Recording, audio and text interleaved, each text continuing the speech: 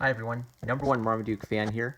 I'm looking at a few more children's books as part of my series of examining the art styles of these, talking about how they're constructed, and part of why I'm doing this series is I'm advocating for the idea of grown artists or those who love art looking at something they might not normally look at, children's book illustration, as a way of finding good techniques and good artists and how they work. So I'm looking at Pocahontas, Girl of Jamestown. The text is by Kate Jasserm, and it's illustrated by Allan Eitzen. Now, I'll just comment on the text here. It was decent. It's written for about, I would say, maybe a 10-year-old or 11-year-old reading level, and it tells not the Disney version of the Pocahontas story, but what is, I suppose, the historical version of the Pocahontas story. I've read some articles recently which suggest that even that, there's some debate over whether Pocahontas really saved the life of John Smith or whether she was engaging in some sort of ceremony and John Smith simply misunderstood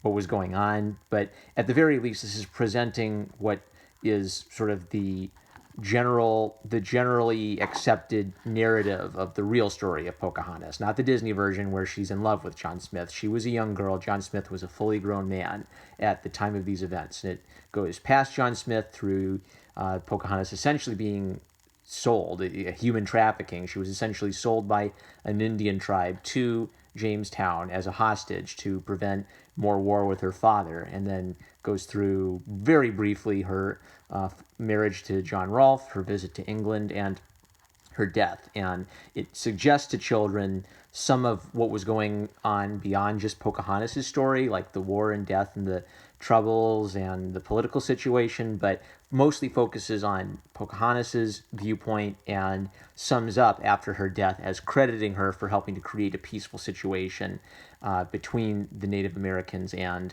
the American colonialists. So I'm not going to comment on that since that one can get pretty heated. I'm now going to focus on Allan Eitzen's illustration style. So the front cover is actually not my favorite out of all of them. He has what I would call sort of a loose, realistic style where sometimes proportions will get a little off.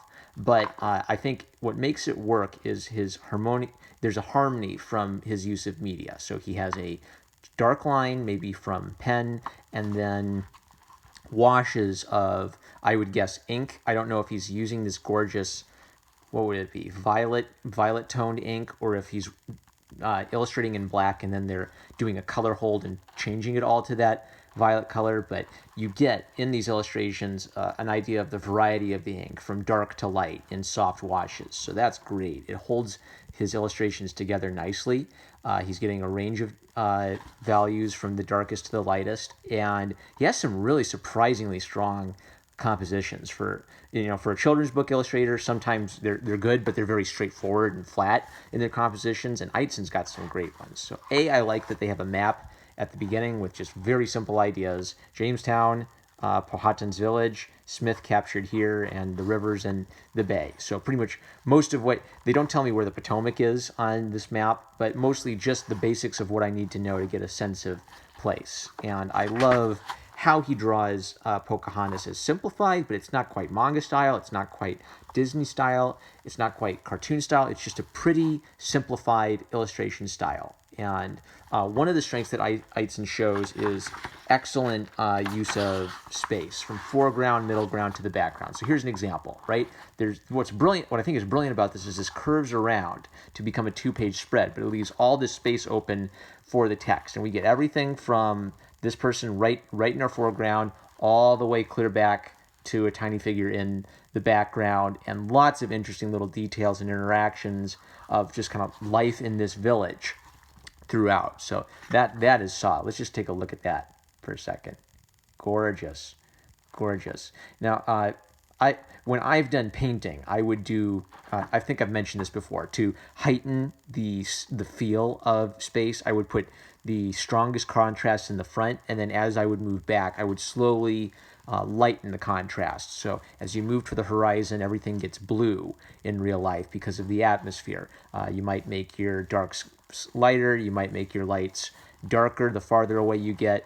Eitzen isn't attempting anything like that. There's kind of but is using black, white, and gray harmoniously and in balance. So you look at it and it's not too dark, it's not too light. There's a pleasing use of black and white throughout everything. John Smith is captured. I'm not going to show everything because that was one of the strongest illustrations. I'm just going to flip through these and see if anything sparks me, and then I'll probably show you one more really strong example of a composition, and then I'll close it there. So Powhatan determines that John Smith needs to die. Here's the controversial moment where Pocahontas may have been intervening to save John Smith's life. I hope that is what really happened, because if that is what happened, it's a very heroic and sweet moment, and I think it's good for children to see examples of heroism like that, not just in fiction but also in history. So one of the nice things about these children's books is it makes me interested to go try to find the real history of it too, and maybe read some of the original documents and what went on. So after Pocahontas, in this telling of the story, after Pocahontas saved John Smith's life, he is accepted by the village and lives among them. Oh, look at that gorgeous illustration of her. She's so cute, and she's very human. And her name means playful one. I learned that. Maybe that's true. You can't always trust a children's book with historical details, but you do learn from reading them. Yeah, I do learn a little bit from reading them, even as I'm just mostly focusing on the illustration. Look at that. That's just a simple abstract brushstroke. But it conveys the idea of a cloud excellent, beautifully. Even though Pocahontas and John Smith were friends, there were still, of course, terrible tensions, and they hint at some of this. They don't show any of the blood or anything. There's another great illustration of Pocahontas. Oh, that's beautiful. I would prefer this. In a comic book style. In the past few years, I've noticed that the famous house styles of the comic book companies I read as a kid, they've evolved to the point where it seems like they'll publish almost any kind of style. Yeah, this could work because it has very strong, it's not cartoony in the sense it's exaggerated. It's cartoony in the sense that it's simplified and in the realm of realism, but very, I use the word expressive too much without defining what I mean. This isn't expressive and loose and all over the place. It's controlled and elegant. Yeah, and I just love all the little historical details. The costume, the dress, wonderful. I'm going to skip ahead, I think, and try to find the illustration I was looking at earlier as a really good example. This, I just thought the body language was perfect to reinforce all the death that would occur back then, because that's difficult when you live in our day and age to wrap your head around. This is the one I was looking for. So yet another example of a composition filling up one page, wrapping around behind the text, so we have all this space, and then background.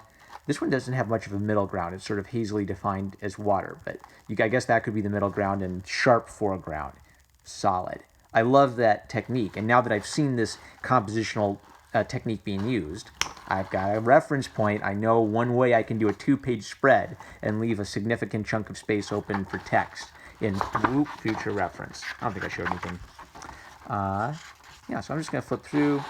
Nice little cathedral, very front-on view, probably using a reference image, and Pocahontas in her English dress, and kind of very emotional portrait as she's nearing death with her son. And it just closes with a close-up of John Rolfe and their son, and kind of leaves off with the legacy of what Pocahontas meant, the Peace of Pocahontas, and how it essentially led to a ceasefire for the two peoples at that time. So I'm no expert on the history of Pocahontas, but I dig this illustration style and what's being done, and I'm going to keep an eye out for more by Allan Eitzen. I'm #1 Marmaduke fan. Love you guys. Catch you later.